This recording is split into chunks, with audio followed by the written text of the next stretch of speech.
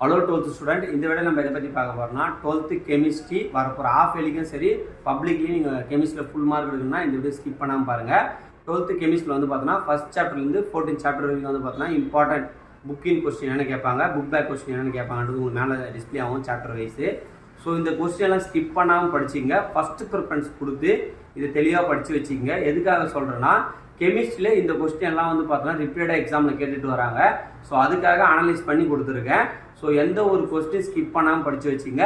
இதை வந்து பார்த்தோன்னா வீக்லி வந்து பார்த்தோன்னா 2-3 யூனிட், ஒரு யூனிட் இல்லை 2 யூனிட் சேர்த்து வச்சு டெஸ்ட் எழுதி பாருங்கள். உங்களுக்கு ரொம்ப ஈஸியாக இருக்கும்.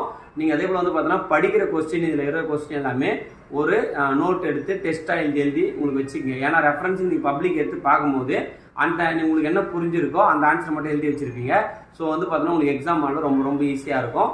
ஸோ இதே போல் எல்லா சப்ஜெக்ட்டுக்கு இம்பார்ட்டன்ட் கொஸ்டின் போடணும்னா கீழே கமெண்ட் பண்ணுங்கள். எந்த கொஸ்டின் எத்தனை சப்ஜெக்ட்டுக்கு அடுத்த வீடியோவில் போடலாம்னு சொல்லிட்டு அடுத்த வீடியோவில் அதே அப்லோட் பண்ணுறோம். மறக்காமல் நம்ம சேனலை ஃபாலோ பண்ணாதங்க, ஃபாலோ பண்ணி வச்சுங்க. யூஸ்ஃபுல்லாக இருந்தால் உங்கள் ஃப்ரெண்ட்ஸ் ஷேர் பண்ணிவிடுங்க. தேங்க்யூ.